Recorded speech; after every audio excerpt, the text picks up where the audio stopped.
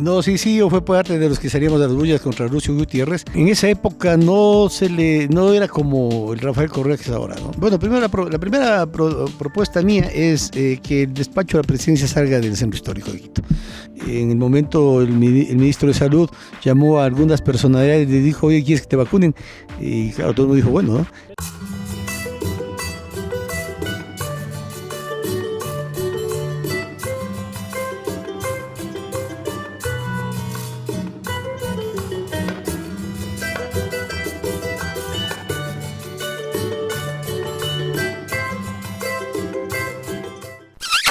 Amigos y amigas, bienvenidos a otra entrevista más de aquí en BN Periodismo, en estas entrevistas a profundidad que nosotros hemos preparado para todos ustedes a propósito de las seccionales del 2023.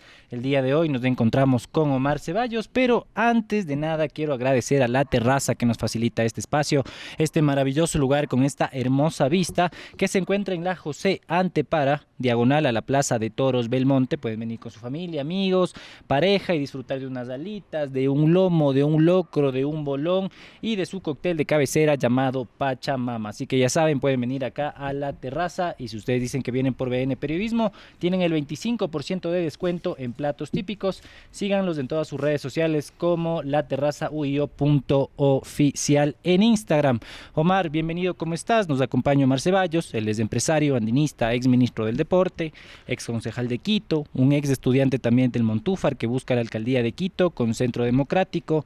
Por ahora, en algunas encuestas con el 2% de intención de voto, un candidato autodefinido como de centro derecha y llega con propuestas de algunas que son bastante polémicas, como sacar a Carondelet del centro de Quito y eliminar la reelección de alcaldes y prefectos. Bienvenido, Omar, ¿cómo estás? Andrés, buenos días a todos los que ven BN, gracias a La Terraza, ¿no? Una vista espectacular de donde yo crecí, donde nací yo, apenas acá atrás nomás nací y crecí por todos estos barrios que veo desde acá, por lo tanto, qué gusto estar acá con ustedes, ¿no? ¿De qué barrio eres? Yo nací en el Hospital Militar Antiguo, luego Ya. viví en la Benalcázar y Olmedo, Casito, y luego acá atrás de la Basílica, en el Parque Matobelle, en el barrio San Juan.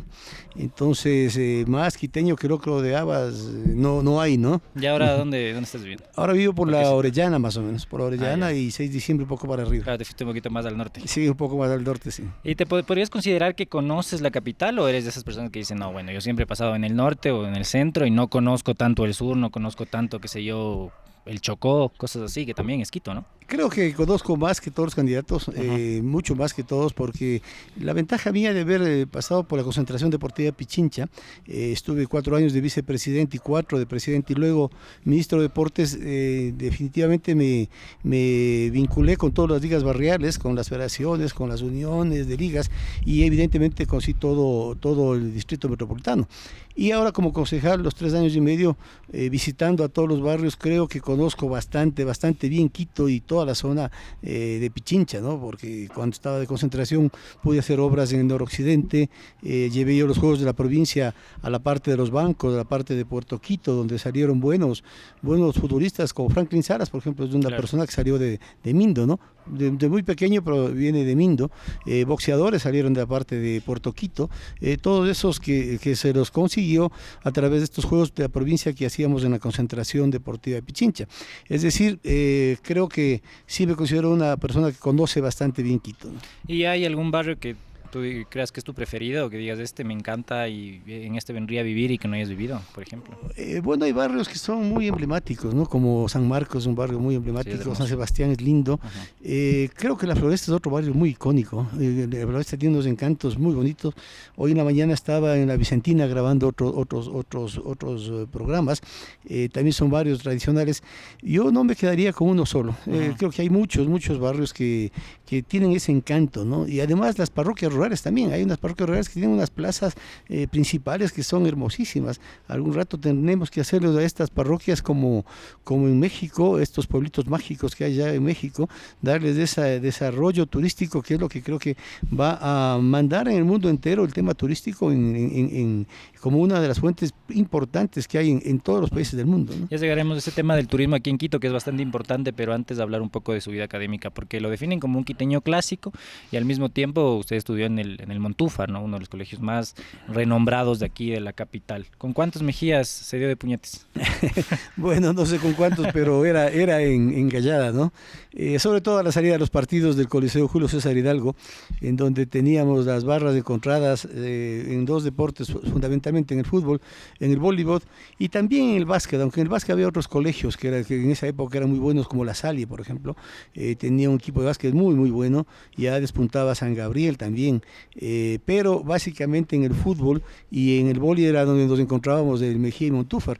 Recién estuve hace unos meses en un partido en la Liga Magdalena, en donde se enfrentaron no por la final, sino por uno de los partidos de campeonato de intercolegial Mejía Montúfar, y volver a vivir esas barras es interesantísimo, así que ahí nos dábamos de vez en cuando, no uno, pero de más era engallada, ¿no? ¿Y qué opina también de esas rivalidades que muchas personas pueden decir, bueno, ahora se habla mucho de este cambio generacional y se habla de la violencia, por ejemplo? ¿Qué opina de eso? O sea, ¿cree que estaba bien, era parte de la juventud o no debería darse?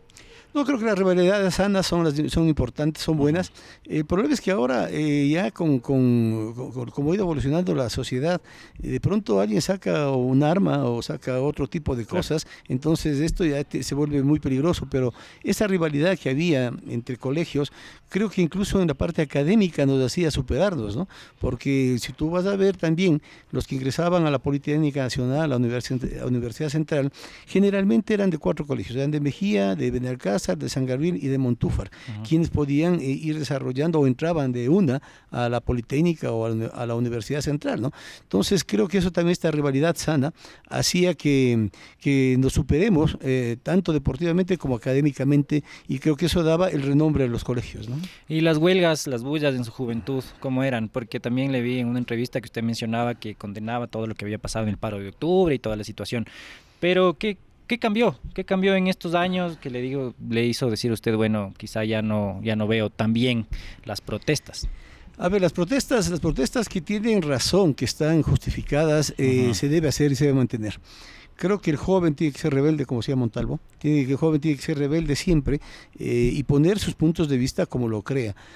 Lo malo de las protestas de octubre, de julio, es cuando ya se va de la mano a quien convocó a estas protestas, se va de la mano y según ellos, o según lo que se ha visto, hay gente infiltrada que tiene otras intenciones, que tiene otro tipo de motivaciones. Ahí es cuando vienen los destrozos, vienen los problemas, vienen los ataques a los ciudadanos mismos, vienen los ataques al patrimonio, y eso es lo que yo condeno. Eso no se puede dar, eso no debe ser permitido, y por eso yo cuando concejal estaba planteando una ordenanza en donde, aunque sea de manera pecuniaria, aunque sea porque otros temas están en el COIP, aunque sea de manera pecuniaria, se responsabilice a quien convoca una marcha sobre los destrozos que existan en la ciudad, en cualquier parte de la ciudad, no solamente en el casco histórico, porque vimos que destruyeron paradas de buses al norte de Quito, destruyeron semáforos, adoquines alrededor del parque del Ejido. Es decir, quien convocó estas marchas debería ser el responsable pecuniario de los destrozos que se le hace a la ciudad, ¿no? Y se puede controlar, digamos, yo convoco una marcha mañana y todo se sale de control porque hay infiltrados. ¿Yo debería pagar eso por los infiltrados que también hay? ¿O cómo se puede demostrar eso, por ejemplo? Lo que tiene que hacer quien convoca es no permitir que haya estos infiltrados. Pero cuando se quiere elevar la protesta a otros niveles, entonces se permite la participación de otras clases de gente, de otro tipo de personas que no tienen la misma intencionalidad de la protesta para que se convocó. Supongamos, y le voy a dar un ejemplo muy claro, Andrés, todos los 1 de mayo hay los desfiles de los trabajadores. Claro. Y ellos piden su recorrido, ellos piden su horario, de dónde a dónde van a hacer sus marchas, su protesta, su recorrido, y no pasa nada. No hay desmanes, y se eleva la protesta a los niveles que ellos creen que deben oírle, pero luego de eso que vengan vándalos a tomar y no solo vándalos, sino muchas veces delincuentes que agreden a ciudadanos, y se aprovechan de esto. El caso de robarse cosas, en octubre de 2019 destruyeron locales cerca de la Contraloría General del Estado, se llevaron mesas, tanques de gas, cocinas de los restaurantes pequeños que había en el sector. Creo que eso es absolutamente condenable, ¿no? Y en este momento nos van a pasar algo que tomar, unas agüitas, aquí gracias a la terraza y una colada morada. Qué rico, qué rico. Que vean Aquí La está, tradición. la tradición, miren este jarrito incluso de la terraza, ya saben, pueden venir aquí a la José Antepara diagonal a la Plaza de Toros Belmonte, tomarse una colada morada, tomarse un agua también, tomarse un cóctel llamado Pachamama, todas las cosas deliciosas y con esta maravillosa vista que ustedes se imaginarán que en la noche es increíble también, igual en la mañana están abiertos los feriados y si ustedes dicen que vienen por BN Periodismo tienen el 25% de descuento en platos típicos. Y hablando un poco ya de su vida laboral como ministro del Deporte, usted estuvo con Alfredo Palacio, ¿salió a las bullas en contra de Lucio Gutiérrez? ¿O cómo fue? ¿Qué estaba haciendo en ese momento? No, sí, yo fue parte de los que salíamos a las bullas contra Lucio Gutiérrez. No creo que llegué al nivel de los forajidos como se tiraban algunos, pero estuvimos todos los días con gente protestando de lo que pasaba en esas épocas, en el año 2005, ¿no? Luego yo había terminado la concentración deportiva de Pichincha y el presidente Palacios pues escogió entre algunas diría por sectores que pedía que le recomienden quién podía ser ministro de tal o cual gabinete. Y ahí pues la Federación Deportiva Nacional de Ecuador y algunas personas que me conocen le recomendaron al presidente Palacios y tuve la suerte de ser ministro durante todo el periodo de ese gobierno, ¿no? ¿Y cómo fue compartir gabinete con Rafael Correa? En esa época no era como el Rafael Correa que es ahora, ¿no? Claro, medio desconocido. Era un poco desconocido, sí creo que tenía esas ambiciones políticas ya determinadas. Yo me sentaba 2 o 3 puestos cerca de Rafael y claro, no duró mucho porque cuando el presidente Palacios le pidió que vaya a tratar el tema de la deuda externa, él fue a hacer algunos acercamientos sobre el tema de deuda externa, regresó acá y ya puso la renuncia, ¿no? Puso la renuncia a lo que era ministro de Economía. Y perdón, mil disculpas. ¿Y se esperaba que suceda todo lo que pasó luego con Rafael Correa, que llegue a ser presidente o que tenga tantas aspiraciones políticas? ¿Ya se lo veía así o no tanto? Sí, se le veía ya con una intencionalidad política muy fuerte. Creo que tenía muy clara la visión de incursionar a la política, pues a lo más alto que se pueda llegar. Muchas veces, cuando yo todavía estaba en funciones, recibí unas 2 o 3 llamadas de él porque teníamos alguna conversación siempre en el gabinete para que me incorpore al partido que estaban formando. Ahí yo ya estaba muy ligado a Rodrigo Paz y claro, entre el grupo que estábamos vimos las posibilidades, pero dijimos no, ese partido no está por la línea política que nosotros pensábamos, ¿no? Usted, justo hablando de Rodrigo Paz, ¿cómo fue compartir amistad con uno de los dirigentes deportivos más importantes también de la historia del Ecuador? Creo que es un personaje interesantísimo, Rodrigo Paz, interesantísimo en todo sentido, en el plano deportivo, como dirigente deportivo, en el plano empresarial, fue un gran empresario, en el plano político igual, creo que sigue siendo, a mi modo de ver, el mejor alcalde que tuvo Quito en la ciudad en esos años. Creo que antes de él, Jaime del Castillo puede ser uno muy nombrado, Sixto Durán Ballén también, pero Rodrigo tuvo una gestión en apenas 4 años muy importante que tuvo que ver sobre todo con una planificación de una visión de ciudad a futuro. Ya desde esa época se pensó en el trolebús, o sea, se pensó en el transporte eléctrico, se pensó en el tema del agua potable para todo Quito, para Calderón, para lo que se venía y que hasta ahora no tenemos una ciudad que tenga una carencia de agua potable enorme. Creo que estamos sobre el 95% de atención en agua potable en la ciudad de Quito y además vienen otros 2 proyectos que se planificaron desde esa época. Entonces tuvo una gestión interesantísima en el municipio y sobre todo dejó una planificación a largo plazo que es importante lo que dejó Rodrigo, ¿no? ¿Y por qué cree que no volvió a ganar luego también si se lanzó? No recuerdo el año en que se volvió a lanzar, pero ¿por qué la gente ya no votó por él? Bueno, la política es muy dinámica, ¿no? La política es cambiante. Se lanzó en el año 2004, es justo cuando yo le conocí, es cuando yo me uní al movimiento del Quito en Acción. Se lanzó ya, hubo varios temas, entre esos creo que se asesoró mal en las alianzas que hizo. En ese momento yo iba a ser candidato perfecto con él. por una alianza, pues yo ya no fui candidato a prefecto y se escogió a una candidata del Partido Socialista. Creo que eso fue un problema porque estábamos arriba de las encuestas y luego de esto bajamos y los resultados fueron favorables para la reelección de Paco Moncayo, ¿no? ¿Y usted qué cree y qué opina de todo el embrollo en el que estuvo Rodrigo Paz con los vacunados VIP? Que muchas personas dicen, bueno, no se puede manchar toda la historia de Rodrigo Paz, otras personas dicen, bueno, ¿cómo pudo meterse en todos esos casos de corrupción? Bueno, no creo que fue un caso de corrupción esto, Ajá. fue un caso yo diría, en el caso de Rodrigo, muy particular y coyuntural. En el momento el ministro de Salud llamó a algunas personalidades y le dijo, oye, ¿quieres que te vacunen? Y claro, todo el mundo dijo, bueno, ¿no? Pero no sé, eso no es saltarse la fila también. Un poco. Yo creo que sí, pero sin embargo, Rodrigo ya estaba en una edad avanzada, con una enfermedad crónica que de asma, entonces creo que calificaba plenamente para ser uno de los primeros vacunados, ¿no? Claro, pero si era medio oficial, hubiera sido Claro. distinto la situación. Bueno, ya un poco hablando de su concejalía, usted llega al Consejo de Quito con el partido de César Montúfar, con Concertación. ¿Cómo es su relación actualmente con él? Con César no hemos conversado hace algún tiempo, creo que él tenía y lo decía él mismo, era para él el partido político era casi como un hijo.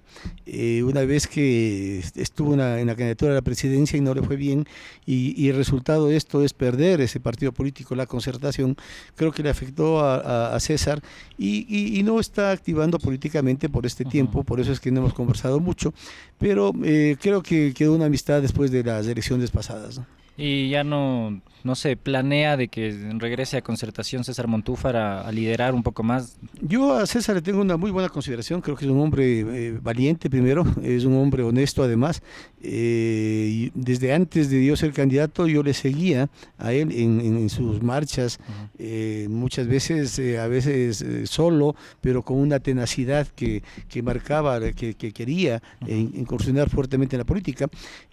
Creo que César es una persona política, me imagino yo que estará preparando algo para futuro, luego de las seccionales, no sé qué planteará y cuando plantee algo yo me acercaré a conversar a ver si es que se pueden unir esfuerzos, porque hay un espacio de la política en Quito sobre todo que ha perdido todo liderazgo. Yo creo que desde hace rato todo el sector centro, de centro izquierda, centro derecha, de manera particular en Quito, y creo que también de manera general en el mundo entero, este espacio se ha perdido desde hace mucho tiempo y se ha llegado a las confrontaciones extremas, de extrema izquierda, de extrema derecha, y todo este espacio que creo que la mayoría de ciudadanos no tienen ahora un líder y un norte a quien seguir.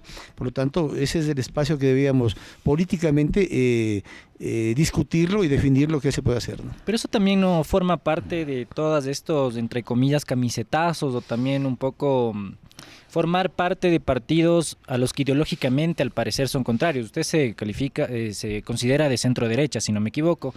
En este momento va por Centro Democrático, un partido que auspició Andrés Arauz, que está al frente de Jimmy Jairala también.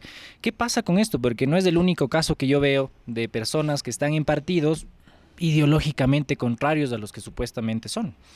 Bueno, en el caso mío particular no existe eso, ¿no? Porque Quito en Acción es un partido de centro, que lo formó Rodrigo Paz, es un partido de centro, derecha básicamente.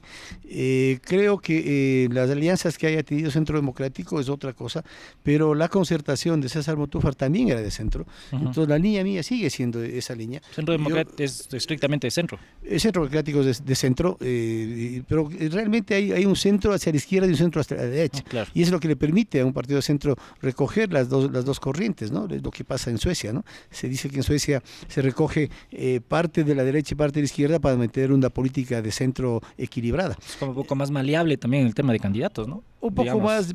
más que variable, equilibrado diría, ¿no? Ya. Equilibrado en donde se pueda tolerar pensamientos de la gente, se pueda discutir pensamientos de la gente y no llegar a unos extremos en donde prácticamente ya son casi dogmáticos, ¿no? en donde los dogmas es lo que manda, una extrema derecha como la de Vox, por ejemplo, en España, que creo que está yéndose muy a la derecha, y otras izquierdas que incluso no entienden bien lo que es el socialismo primario, ¿no? O sea, un socialismo primario de la ideología real, de dónde nace el socialismo. Un socialismo moderno del siglo XXI, el tema de Foro de San Pablo, en donde se proyectan otro tipo de intencionalidades en el escudo de izquierda. Entonces, esta discusión de los extremos creo que no le ha hecho bien ni al país ni a Quito, ¿no? Y en el tema, antes de ir a lo de la coyuntura nacional, me llama mucho la atención de lo que usted dice del socialismo primario. ¿Cree que los partidos de izquierda deben renovarse de alguna forma? Porque se habla mucho del progresismo, de como que una renovación de las izquierdas, ¿no? Pero otras personas dicen, no, eso no es la izquierda, eso es una falsa izquierda, eso es una derecha light, por decirlo así. Entonces, ¿qué opina de esto? Los partidos tanto de derecha tendrían que ser como eran en los 40, los de la izquierda también deberían ser como eran a inicios del siglo XX, ¿o cómo? A ver, el tema de la política en el mundo creo que ha variado muchísimo. La dinámica misma de la política es compleja. Ya no hay ese nivel de ideología que se discutía antes, ¿no? Se discutía en los 40, los 50, el tema de leerte El Capital de Marx, el tema de leer Eduardo Galeano, Las Venas de Guerra de América del Mundo, como base para entender lo que es la izquierda o el socialismo, ¿no? Además, influenciados por la música de esas épocas, ¿no? O sea, nuestra generación, un poco menos la tuya, tal vez tenemos una influencia musical realmente compleja. Mientras estabas oyendo a Silvio Rodríguez, a la nueva trova cubana, también estabas oyendo al rock de Doors y de Pink Floyd, ¿no? Entonces tienes que es otro tipo de protesta, ¿no? Es otro tipo de protesta. La música de Pink Floyd, la pared de Pink Floyd no puede ser más protestante, ¿no? Es una canción súper protesta. Pero tienes por otro lado toda la izquierda, la nueva trova cubana, Inti Limán y todas esas cosas que te abordaban eso. Yo creo que ahora la definición de las nuevas políticas, las ideologías o los partidos políticos pasan por otras necesidades sociales. Por ejemplo, el tema de los derechos fundamentales de las personas, el derecho de la mujer, el derecho de la fauna, el derecho del medio ambiente. Entonces son temas que ahora se los tiene que poner en el tapete de discusión. Y para mí este tipo de derechos no tienen ideología. O sea, no va a haber ideología en la defensa de la naturaleza. No puede haber ideología en respetar los derechos de la mujer. O sea, no puede haber ideología en condenar el feminicidio. O sea, no puede ser que solamente un sector político se diga que es el que defiende o rechaza este tipo de actitudes que existen, ¿no? Yo creo debería, pero sí hay. O sea, sí hay sectores muy de derecha, por ejemplo, que dicen, no, por ejemplo, el tema del aborto no, o el tema de los feminicidios, no les digamos feminicidios, digámosles asesinatos, o el tema de la naturaleza, y están muy apegados al extractivismo. O sea, de existir existe. Claro, pero por eso digo que las nuevas corrientes tienen que ir transversalizando. Ya veremos en la discusión quién es más extractivista, quién es menos extractivista, pero ya en la discusión de los conceptos de los partidos políticos están otras realidades. Ya no solamente es la discusión del capital, ¿no? Del capital, del capitalismo o del socialismo, sino ya creo que en el tapete político han entrado otras discusiones como las que te manifiesto, ¿no? Y hablando un poco de coyuntura nacional, estamos en medio, para las personas, estamos grabando en medio de un paro armado que se ha declarado en Esmeralda, se ha declarado también en Guayaquil. Una crisis nacional de seguridad donde ya hay 5 policías asesinados hasta el momento que grabamos esta entrevista, hay un montón de atentados. ¿Cómo califica usted el gobierno de Lasso en este sentido y de sus ministros también? No solamente en el último tiempo de esta declaratoria, sino también a lo largo de todo su mandato. Creo que es un gobierno que lastimosamente no ha tenido los funcionarios y los elementos adecuados para poder ir resolviendo los problemas que tiene el país.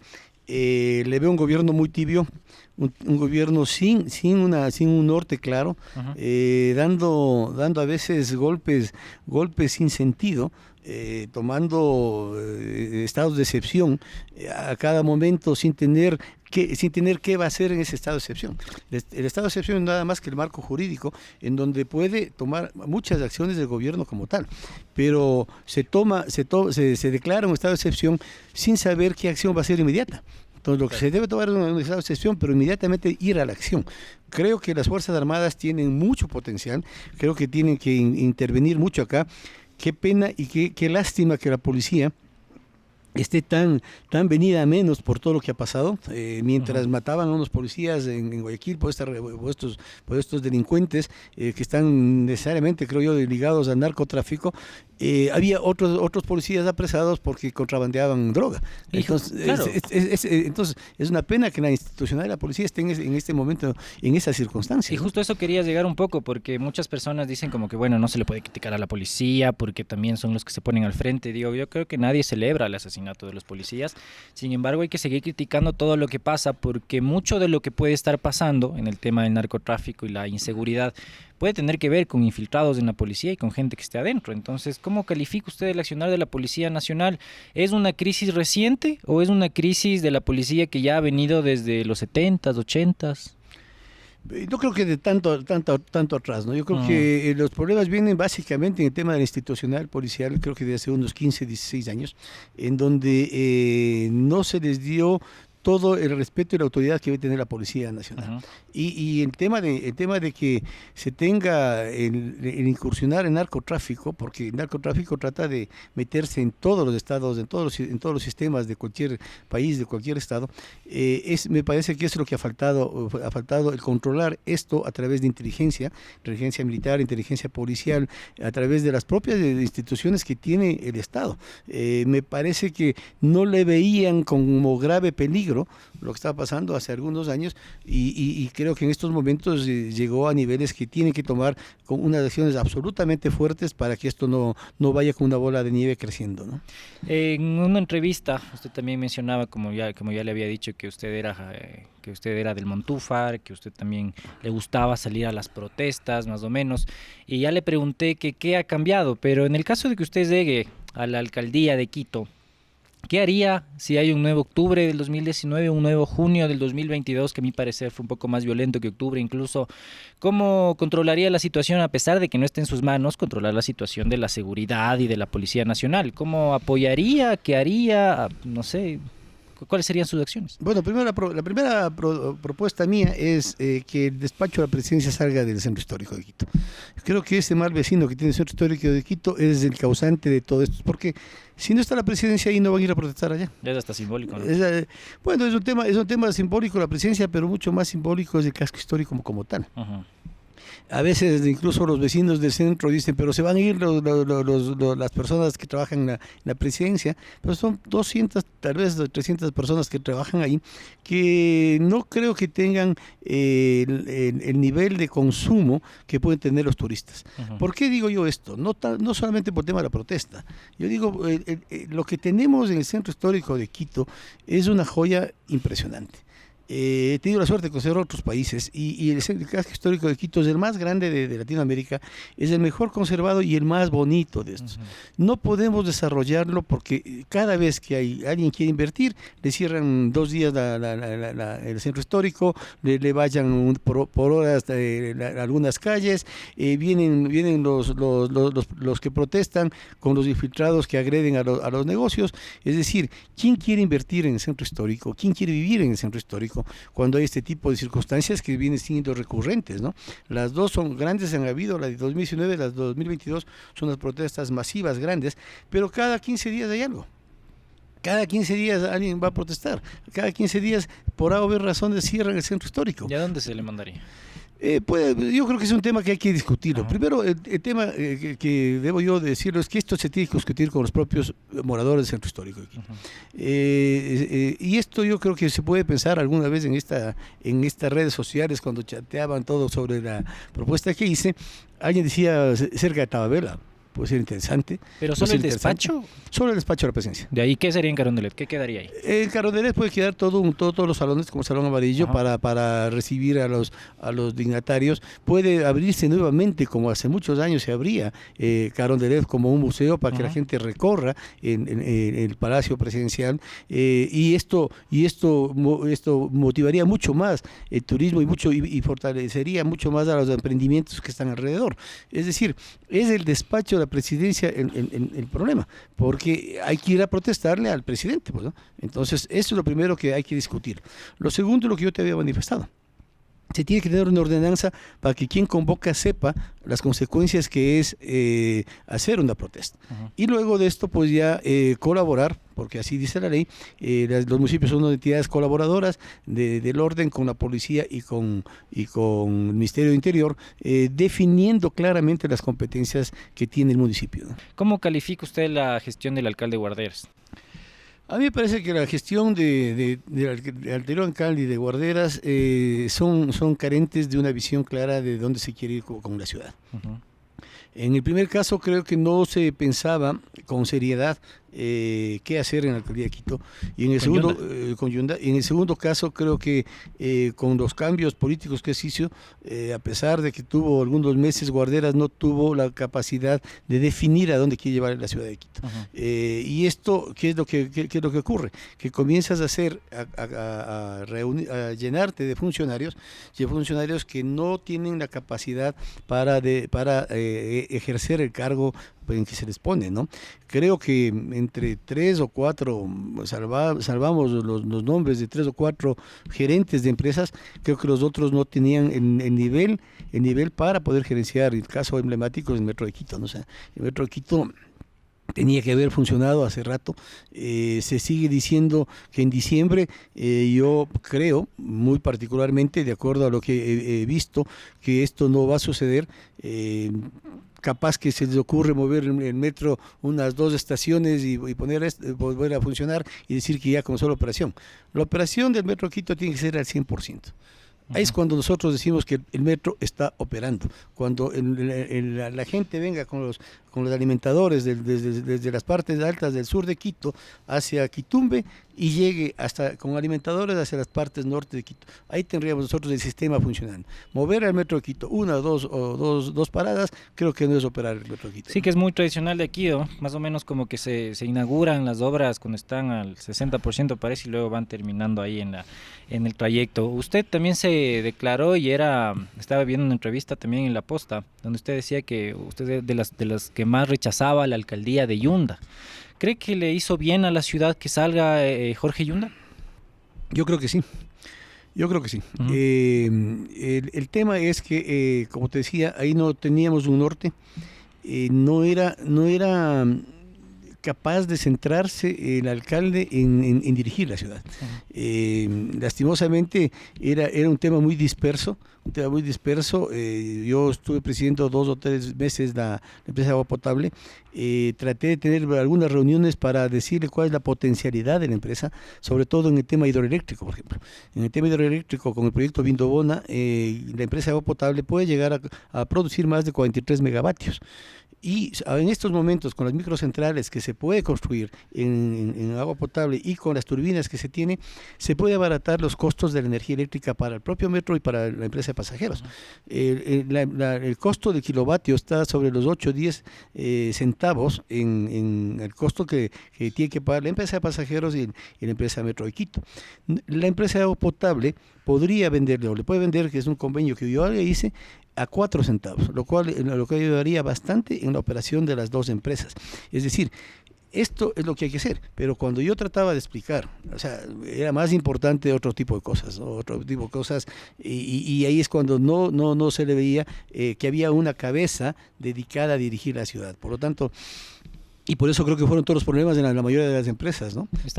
Por primera vez en la empresa de agua potable se van dineros a países orientales, ¿no? De más de $1 millón que se fueron, contratos que se hicieron por régimen especial, que no estaban bien hechos, como el contrato de la pavimentación que yo pedí en el directorio de la empresa de obras públicas, que entre Contraloría y que entre Fiscalía a revisar esos contratos.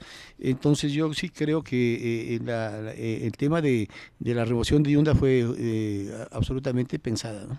Y en temas puntuales de las necesidades de Quito, la ciudad se ha vuelto una ciudad de paso para los extranjeros. Vienen, se quedan en algunos hostales, se quedan en hoteles y se van a Galápagos, se van a otras ciudades, se van a Cuenca, pero no se quedan aquí en Quito.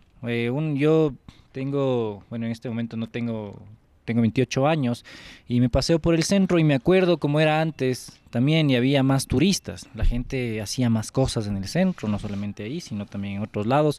Pero ¿cómo hacer que la ciudad tenga más turistas como antes tenía? Bueno, primero hay que manejar una promoción adecuada. Lo que te digo, o sea, el tema de la presencia es importante porque es parte del turismo. El ayudar a los emprendedores en el centro, en el casco histórico es importante, porque una vez que se logre, si se logra el tema de la presidencia, se tiene que poner una ordenanza especial para el centro histórico de Quito, como la ley especial de Galápagos, por ejemplo. Galápagos tiene una ley especial. Acá hay que hacer una ordenanza especial. Hay una ordenanza para todo el centro histórico que es mucho más grande, pero para el casco histórico que va desde acá, desde San Blas hasta la 24 de mayo y desde donde estamos en este momento hacia San Roque, es más concentrado y tener unas facilidades más importantes para que el turismo se desarrolle, ¿no? Conversaba el otro día con uno de los presidentes de las cámaras de turismo, es que ya ni siquiera la gente de Galápagos llega a Quito, ya se quedan en algunos hoteles de Tababela. Claro que hay varias ofertas ahí. Claro, hay varias ofertas de hoteles, entonces ya se quedan allá. Imagínense lo que es esto, o sea, que ni siquiera que lleguen al aeropuerto y no vengan al centro histórico, a Quito, no conozcan Quito, se van a Galápagos. Entonces hay que pedir a las agencias que en los paquetes turísticos se incluya también el tema del centro histórico. Y hay que pedir al gobierno, yo oí recién que el gobierno iba a hacer una promoción a nivel mundial del tema de Ecuador.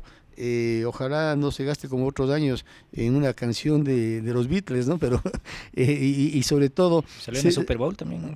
Claro, se tiene que promocionar al centro histórico de Quito como de los paquetes importantes que tiene el país, ¿no? Así que por ahí es el tema de poder ir desarrollando a todo lo que significa el turismo de manera general, porque si se vienen al centro, yo he venido a este sector de Antepara. Hay 3 o 4 hostales acá que están llenos de turistas.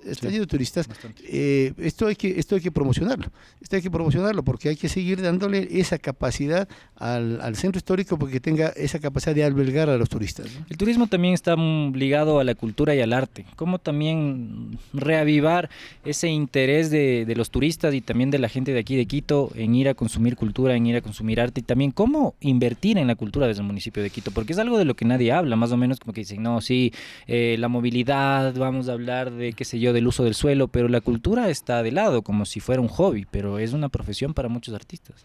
Yo creo que el desarrollo cultural que se da a la ciudad es importantísimo porque esta ciudad era una de las ciudades que tenía esa opción, ¿no? De tener cultura. Yo estuve un semestre en la Politécnica Nacional estudiando allá y nos daban una clase de las optativas y yo escogí apreciación musical. Y había los conciertos de la Sinfónica Nacional que nos daban los conciertos de forma gratuita en el Teatro Azúcar. Eso hay que regresar. Y hay que regresar en la cultura a los parques.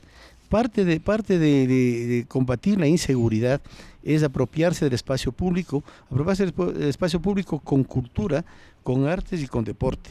Entonces, los actores culturales habría que ver cómo les vinculamos a que estén en los parques. Yo le decía algún rato también a las personas que manejan el Museo de Guayasamín.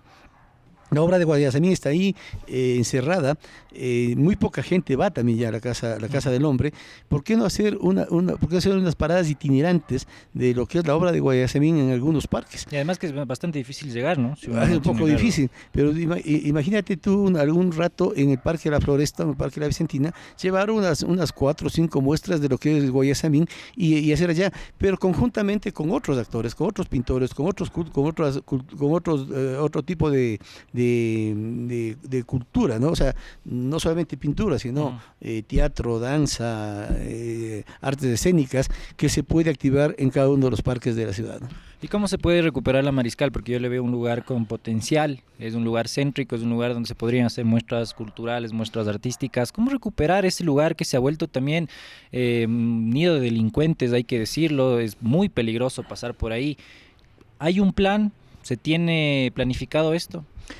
La Mariscal se tiene que recuperar a lo que era al principio. Al principio, en donde sea el destino de los propios quiteños. Nosotros llegamos a la Mariscal justo desde hace mucho tiempo. Tú eras demasiado joven para conocer eso, o tal vez oíste algo. En el Amazonas era el tontódromo. Claro. El tontódromo era porque el Amazonas era doble vía. era doble vía, no era una sola vía. Entonces, era doble vía, te ibas hasta el colegio militar y regresabas por la misma zona, entonces te pasabas así, ¿no? Claro. Por eso le llamaban el tontódromo. Dando vueltas, y te pasabas viendo entre uno y otro y te saludabas. La Mariscal tiene que se le tiene que subir de nivel a los bares, se le tiene que subir de nivel a las zonas donde están los espectáculos, se le tiene que dotar de sitios de espectáculos, pero a la Mariscal se le tiene que ayudar en el tema del uso de suelo. Ahí hay que sentarnos igual que con la gente del centro histórico, con todos los propietarios de la Mariscal. La gente de la Mariscal está desesperada porque se haga un plan especial también para la Mariscal, pero pasa por el tema de darle un nivel mucho más interesante a la Mariscal, ¿no? ¿Y cuál podría ser la diferencia de lo que sucede en la Mariscal, a diferencia de lo que pasa en la Floresta o lo que está pasando aquí justamente en La Tola? ¿Cuál es la diferencia ahí? Porque la percepción de inseguridad, bueno, La Tola tampoco es que es un barrio ultra seguro, o la Floresta tampoco, realmente ningún barrio de acá de Quito, pero ¿qué es lo que sucede y por qué esa percepción de inseguridad es más alta en la Mariscal? Bueno, es más alta por lo que ha pasado, ¿no? Sí. Por lo que ha pasado en la Mariscal. Hubo una época y una temporada que había muchos asaltos, había creo que mucho tema de microtráfico, había gente escopolaminado, entonces yo creo que el tema de la Mariscal pasa por eso, pasa por el tema de controlar la seguridad, ¿no? Ahí habría que ver qué más puede hacer el municipio, y es una de las cosas que se debe discutir con las competencias que yo hablo, ¿no? Deberíamos nosotros a la Policía Metropolitana darle algunas otras competencias más, a que ayude al control para combatir la inseguridad, ¿no? Usted comentó sobre el uso del suelo, que me parece uno de los temas más importantes y relevantes para hablar aquí en la ciudad, porque tenemos toda la 10 de agosto despoblada. Se fue el Ministerio de Economía y Finanzas a la plataforma financiera y todo cambió realmente ahí. Ya no hay restaurantes, ya no hay bares, es mucho más inseguro. La mayoría de edificios están en arriendo, están en venta. ¿Qué hacer con la 10 de agosto? Todo el 10 de agosto hay que repensarlo. Hubo un concurso en el que se desarrollaron algunos proyectos del 10 de agosto.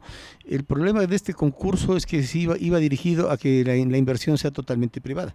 Y el inversionista privado, sobre todo el que tiene que ver con el tema inmobiliario, tiene otras visiones de lo que es el urbanismo como tal, ¿no? Hay que pensar a la 10 de agosto ya como tema urbanístico, y hay que volverle a densificar, hay que volver a que la gente vuelva a vivir en la 10 de agosto. Algo que es absolutamente inconcebible es lo que pasa atrás de la Caja del Seguro, ¿no? Estas construcciones que hizo en conjunto el municipio con el BIES y que no se han terminado. Eso me parece, pero ya de lo último, que no se logra terminar algo que se pensó como unas multifamiliares, como departamentos y oficinas. Entonces, todo el 10 de agosto se le tiene que repensar en la forma que se vaya a densificar más la 10 de agosto. Habrá que pensar en algunas posibles ayudas a los impuestos prediales, por ejemplo. El municipio puede condonar o bajar los impuestos prediales en algunas zonas. Se podría pensar en el tema de eso. Se puede pensar en el tema de las patentes también. Creo que las patentes también en el municipio tenemos que redefinirlas. Hay patentes hay negocios que no se debería pagar patentes, y hay otros impuestos sobre las patentes que son, para mí, modo de ver, demasiado fuertes, porque si te olvidaste un año de pagar la patente, te caen unos impuestos, pero realmente fuertes, que van contra el propio propietario de los negocios. Entonces, este tipo de cosas se debería pensar para hacerlo en la 10 de agosto, ¿no? Y otro de los grandes problemas de la ciudad es la centralización. ¿Cómo descentralizar a Quito, de que la persona del sur, de Huamaní, tiene que venir a hacer un trámite lejísimos de aquí al centro norte? ¿Cómo lograr eso? Esto algún momento se pensó con las administraciones zonales, ¿no? Lastimosamente, lo que se ha dado en estos últimos 15 años en las administraciones zonales es todo lo contrario. Ahora no son ese sitio de servicio donde el ciudadano pueda resolver en ese sitio todos sus problemas. Se debe volver a hacer eso en las administraciones zonales. Por ejemplo, a las administraciones zonales se les sacó todas las comisarías, que eran las que controlaban las construcciones de cada una de las zonales, ¿no? Ahora se pasó todo a concentrar en la Agencia Metropolitana de Control, claro, que no se alcanza. que no se alcanza ni para el uno ni para el otro. Es una agencia que a la larga se le ha dado tantas competencias que creo que ninguna las logra cumplir bien. A las administraciones zonales hay que volver a dar esa capacidad casi autonómica de resolver temas. O sea, no es posible que en la administración zonal, un caso patético, Andrés, hay un barrio San Carlos que queda entre la administración zonal Quitumbe y la administración zonal Los Chillos, está en el límite. El barrio, el límite está en las dos administraciones. Ninguna administración le atiende, porque le culpa a la otra.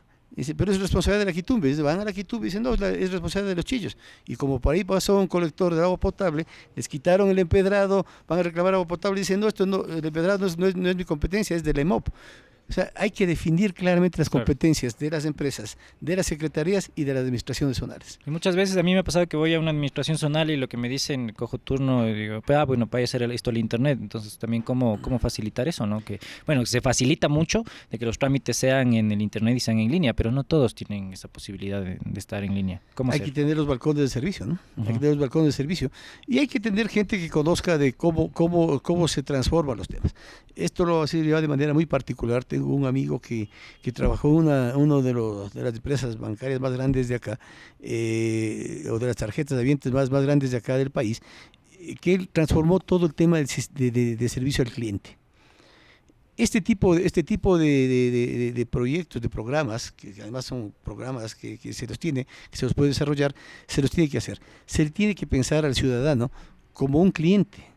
Al cliente, a la larga el ciudadano es esa persona a la que nosotros, las autoridades que nos han elegido, tenemos que darles las satisfacciones que ellos piden. No es al revés. No es que el ciudadano cuando va a hacer un trámite y le dice, ¿sabe qué? Aquí no puedo hacer esto porque le falta el trámite del registrador de la propiedad. Parece que a veces a uno le hacen un favor, más o menos, tienen esa actitud. Exactamente, entonces esa mentalidad hay que cambiar.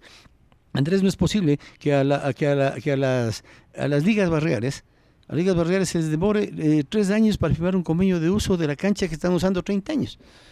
Porque se pasa por una serie de pasos engorrosos, entre esos que la administración zonal le dé el catastro, y el catastro que dice la zonal no es igual al catastro central. Un tema interno, y el que tiene que darse la vuelta en este trámite es el dirigente barrial. Estas cosas se deben eliminar, todos estos pasos engorrosos en la gestión pública para que la atención al ciudadano sea mucho mejor, ¿no?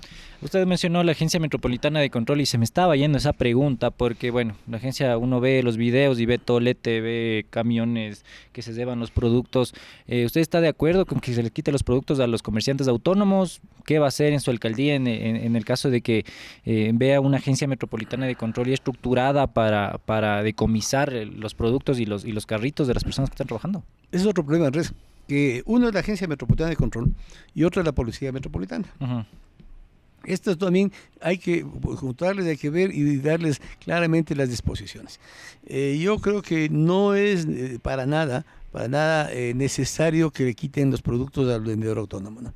Lo importante es retirarle, pero quitar los productos, eso me parece que ya se va de toda condición, porque además no creo que eso esté permitido, sino que como están ahí en el forcejeo se van. El tema del comercio autónomo se lo tiene que reorganizar y se lo tiene que ir regulando a todo el comercio autonómico, ¿no? Esto hay que hacerlo. No puede ser tampoco que haya un comercio informal totalmente desorganizado y que se ponga en donde quiera el comercio informal, sino hay que ir organizando y regularizando al tema del comercio autónomo, ¿no? Y un poco regresando ya para terminar, un par de preguntas. El tema del uso del suelo de barrios con un poco más de plusvalía, como el Batán, donde vemos edificios enormes de Uribe Schwarzkopf, de un montón de constructoras, parece que hacen todos los días edificios, que construyen de la noche a la mañana, no se sabe si tienen permisos. Hubo también un problema con Botánico, que es el edificio que está me parece que es en el redondel de Tumbaco, de Cumbayá. ¿Qué hacer también con esto? Hay una mafia detrás de todos los permisos para hacer edificios, hay una mafia detrás del otorgamiento del uso del suelo. Algunas constructoras tienen ventajas. A mí me parece que ha habido un abuso a las normas técnicas de arquitectura. El plan de uso de suelo que había, primero que yo cuando hablo de planificación me refiero a que tal vez ha habido muchas planificaciones, la 2030, la visión 2040. El problema es que estas planificaciones no son unas planificaciones adecuadas con la visión que se tiene que tener de ciudad, ¿no? Y me refiero a esto porque el Plan Metropolitano de Desarrollo que se terminó el año pasado no se articulaba en nada al plan de utilización y ocupación del suelo, que era este. Ahora ya se ha juntado el plan de desarrollo metropolitano con el plan de uso y gestión de suelo. En este plan de uso y gestión de suelo es de que hay que regular todo el tema de las normas de arquitectura. ¿Qué es lo que pasa? Que a veces los constructores abusan de estas normas y se van por construir más de lo que deberían hacer. Pues lo que hacen es construyen y luego prefieren pagar las multas. Porque eso ha pasado en un montón de lugares, ¿no? Dicen, bueno, no tenemos permiso, todos los permisos construimos aquí y luego preferimos pagar la multa. Entonces, ¿cómo controlar eso también? Claro, entonces lo que se tiene que hacer es el control ahí en el otorgamiento de los permisos, ¿no? Por ejemplo, el tema que tú señalaste, el tema botánico, se dio un permiso de construcción para una etapa, pero con un estudio de movilidad para esa etapa. Es decir, ¿qué va a pasar si se construye una segunda etapa? Claro. Ese sector de Cumbaya va a colapsar porque quien debe mitigar todo esto es el constructor. Pero se hace aprobación de una etapa no pensando en en todo lo que puede ser a futuro. Entonces pasa por, primero, respetar las normas de arquitectura que todavía se están discutiendo ahora. Ya se aprobó hace poco tiempo el régimen administrativo del suelo y con esto creo que se va a tener un poco las reglas más claras.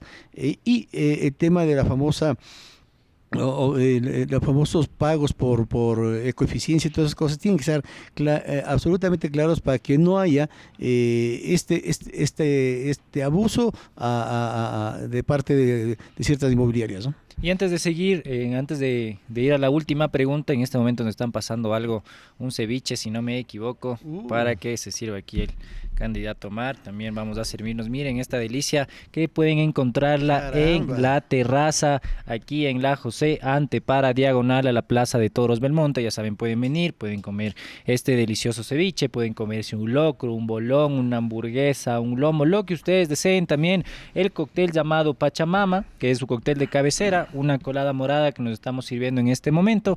Así que ya saben, si dicen que vienen por BN Periodismo, tienen el 25% de descuento en platos típicos. ¿Qué le ha parecido el lugar, Omar? ¿Qué tal le parece la vista, la comida, fantástico, la colada? Fantástico. Yo creo que tenemos que hacer esta entrevista cada semana, ¿no? Sí, ahí para hacer costumbre para comer. Hacer costumbre cada semana, a ver si nos entrevistamos, porque los temas tenemos de largo, ¿no? Sí, hay un montón de temas que seguramente no se van a topar, pero algo que sí quería conversar antes de servirnos esto es el tema de la minería en el Chocó, porque es algo que ya, bueno, se está acabando en este momento el plazo para recoger las firmas, que les dieron otro plazo para recoger las firmas de Quito sin minería. Debe quedarse debajo de la tierra todo lo que se está buscando extraer en el Chocó andino, en Pacto, en Gualea, o debe ser explotado este sector para obtener más recursos económicos. Yo tengo un ADN de defensa de la naturaleza por haber sido montañista. Una de las primeras viajes que tuve al exterior fue justamente a Italia, en donde en el año 85 discutíamos todo el tema de la conservación de los páramos, de la conservación del subtrópico de Sudamérica, ¿no? Esto que tenemos es otra maravilla, el Chocó andino es otra maravilla que se tiene en Quito. Eso no se puede tocar, ahí no puede haber minería, de ninguna manera puede haber ningún tipo de minería en esto, porque no solamente tiene que ver con los recursos económicos que puedan obtenerse a través de esto, sino también otros recursos que son los recursos naturales, los recursos intangibles, la conservación del agua a futuro. Ya tenemos una fuente de agua importantísima para toda la zona del norte de Quito. Por lo tanto, todo lo que pasa en el Chocó y en todo lo que es los páramos es otro tema que es muy importante. Claro. Tengo entendido que la empresa Agua Potable compró muchas hectáreas de páramos en el Antizana y se está haciendo un programa interesantísimo en los páramos. Hay que preservar todo lo que tiene que ver con estas zonas que ya están dentro de las áreas protegidas, ¿no? Así que minería en áreas protegidas, eso es impensable. Yo fui uno de los primeros que firmé estas listas de firmas para hacer la consulta popular. Es más, les pude ayudar y les sugerí que vayan a ciertos lugares donde se concentra mucha gente, como las propias ligas barriales. Les puse en contacto con los dirigentes de las ligas barriales, ya que en los campeonatos, en las inauguraciones, en las finales de las ligas, estén la gente recogiendo las firmas para que puedan cumplir con lo que requiere el CNE y podamos ir a esta consulta y negar que se haga minería en el Chocó andino. Muchas gracias, Omar. Igual hay muchos temas que podríamos topar, pero igual no nos alcanza en este momento el tiempo. Ya lo haremos mientras se acerquen más las seccionales. También nos comunicaremos con usted directamente para topar los temas que se nos quedan en el aire. Muchas gracias a La Terraza, muchas gracias por esta comida. Ya saben, síganlo en sus redes sociales como laterrazauio.oficial en Instagram y en Facebook como Bar La Terraza Uio. Repito, 25% de descuento en platos típicos si vienen por BN Periodismo. ¿Qué más quieren? Es una mega promoción. Vengan ahí con su pareja, con su novio, con su novia, con su vacile, con quien ustedes quieran, a disfrutar de esta maravillosa vista y de este maravilloso espacio. Nosotros nos quedamos disfrutando de este rico ceviche. Ya nos vemos. Chao. Gracias, Andrés. Muchas gracias. Gracias a todos ustedes. Gracias.